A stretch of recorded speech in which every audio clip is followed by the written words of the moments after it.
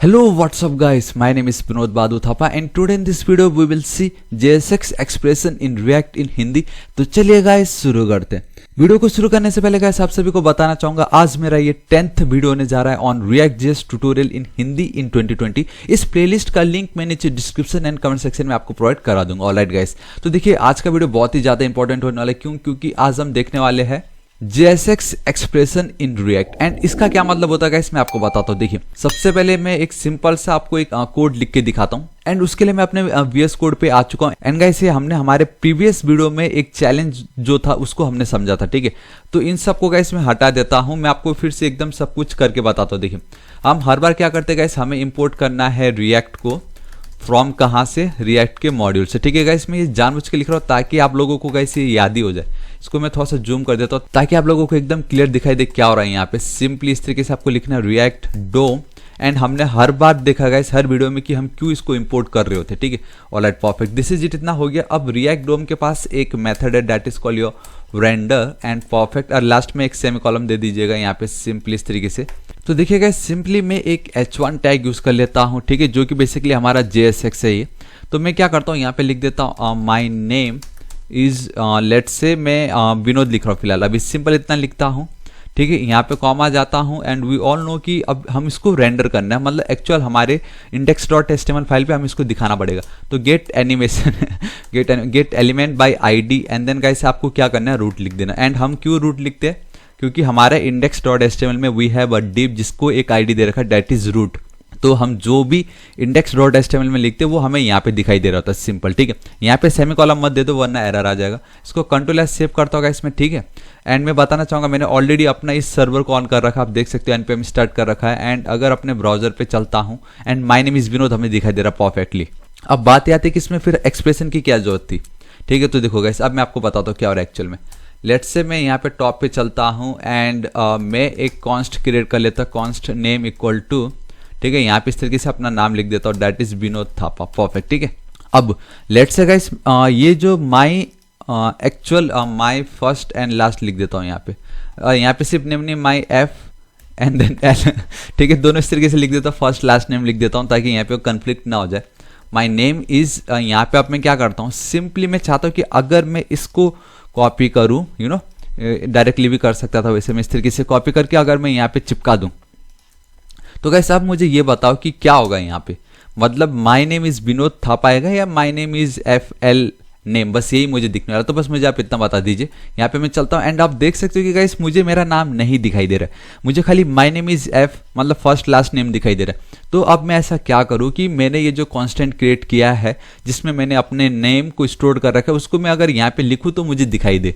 आज हमारा सिंपल सा काम यही है, बस किसी तरीके से इसको दिखाना है। तो गाइस मैं आपको बताता हूँ, देखिए इतना आपको एक चीज याद रखना है, जब हम ये रेंडर मेथड का यूज करते हैं उसके अंदर हम जो ये लिख रहे होते हैं इसमें मैंने आपको बताया था इसमें हम क्या करते हैं, क्या दिखाना है। और ये जो सेकंड पॉइंट होता है इसमें होता है कहाँ दिखाना, कहाँ दिखाना है। तो वो तो हर बार सेम रहने वाला, कोई डिफरेंस नहीं, क्योंकि हमें रूट आईडी में ही दिखाना। लेकिन इसमें जब हम लिखते हैं कि क्या दिखाना, तो गाइस बेसिकली ये अगर हम सिंपल वर्ड में ही बोले तो ये एक HTML एलिमेंट ही है।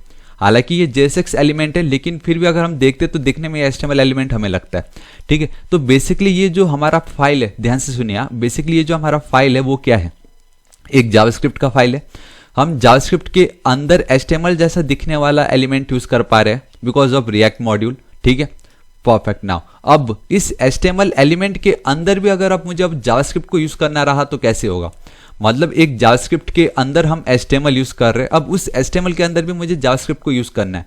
तो गाइस मैं क्या कर सकता हूँ, ठीक है, मैं आपको बताता हूँ। देखिए with the help of diagram मैंने आप लोगों के लिए रेडी किया ताकि आप लोग एकदम परफेक्ट हो जाओ। देखो क्या हो रहा है एक्चुअल में। देखो सबसे पहले हमारे पास एक जावास्क्रिप्ट का फाइल है जो कि ये है जिसमें हम काम कर रहे हैं, ठीक है। ये हमारा एक जावास्क्रिप्ट का फाइल है दैट इज गाइस आप देख सकते हो index.js, ठीक है।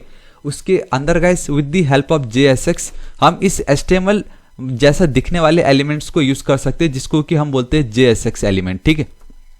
तो हम एक HTML जैसा दिखने वाला को यूज कर सकते हैं। नाउ अब उसके अंदर हमें क्या करना है, फिर से जावास्क्रिप्ट यूज करना है।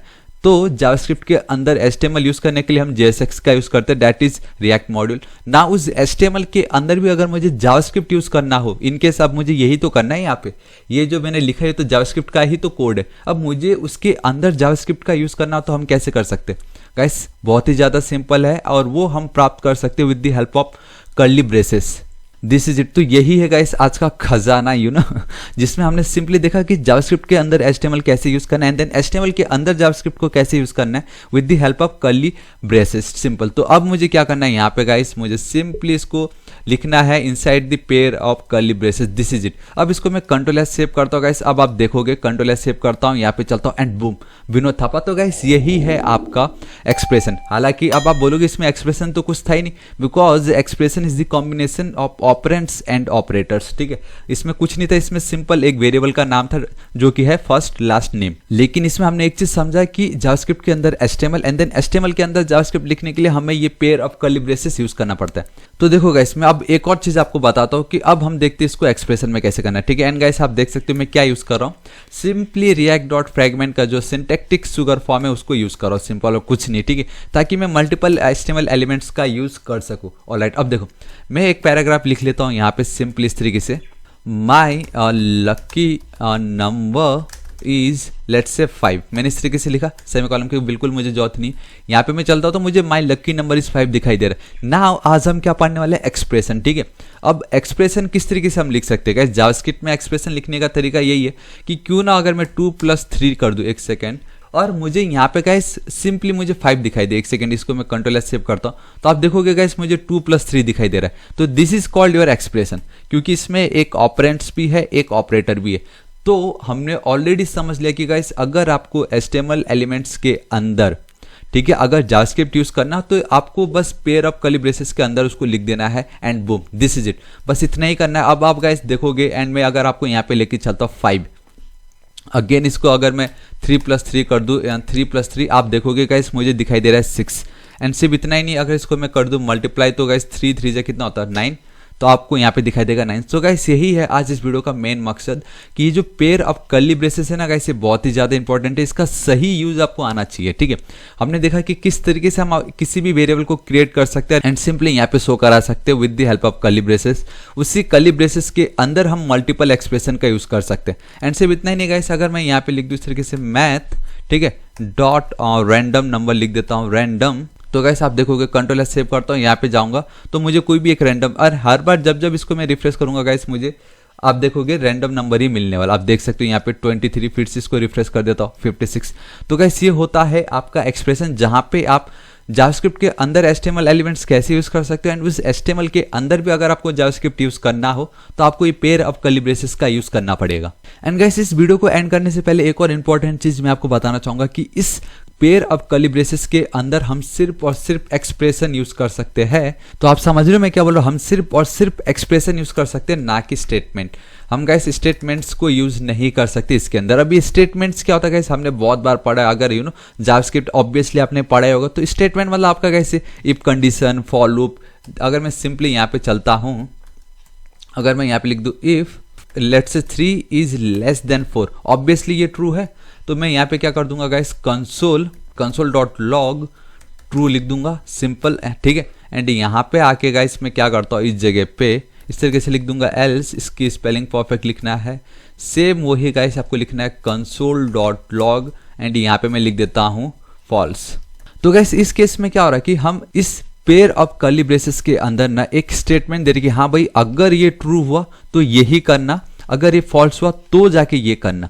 हम इसमें डायरेक्टली कोई वैल्यू नहीं दे रहे, हम इसको एक कंडीशन पकड़ा रहे कि भाई हाँ अगर ये होता है तो ये करना। तो गाइस उसको वो समझेगा नहीं। मैं कंट्रोल एस सेव करता हूँ एंड अगर मैं आपको यहाँ पे लेके चलता हूँ, आप देख सकते हो गाइस हमें एक एरर दिखाई दे रहा है, क्योंकि आप कर्ली ब्रेसेस के अंदर एक्सप्रेशन इसलिए यूज कर सकते हो क्योंकि वो आपको डायरेक्टली एक वैल्यू रिटर्न कर रहा होता है। अरे यहाँ पे गाइस आपको पहले चेक करना पड़ रहा है कि हाँ भाई अगर ये ट्रू हुआ तो ये करूंगा, नहीं तो ये करूंगा। तो गाइस इस कर्ली ब्रेसेस के अंदर आप स्टेटमेंट का यूज नहीं कर सकते, आप सिर्फ और सिर्फ एक्सप्रेशन एंड मैंने आपको जो बताया इस तरीके से नेम्स जो है आपके वेरिएबल्स के नाम वो आप यूज कर सकते हो। ठीक है, सो आई रियली होप गाइस आपको आज का वीडियो पसंद आएगा, क्योंकि आज का वीडियो बहुत ही ज्यादा इंपॉर्टेंट था, क्योंकि हमने देखा JSX एलिमेंट्स के अंदर भी अगर आपको जावास्क्रिप्ट को यूज करना हो या एक्सप्रेशन लिखना हो तो आप किस तरीके से इसको लिख सकते थे। सो मैं बताना चाहूंगा गाइस मैं डेली ऐसे ऑसम वीडियो वीडियोस क्रिएट करता रहता हूं। एंड अभी तक अगर आपने मेरे चैनल थापा टेक्निकल को सब्सक्राइब नहीं किया तो गाइस प्लीज सब्सक्राइब कर लीजिएगा। आपको राइट साइड में एक रेड कलर का बेल आइकन, एक घंटी दिखाई देगा, हिट कीजिए, क्लिक कीजिए ताकि आप डेली ऐसे ऑसम वीडियोस को मिस ना करो।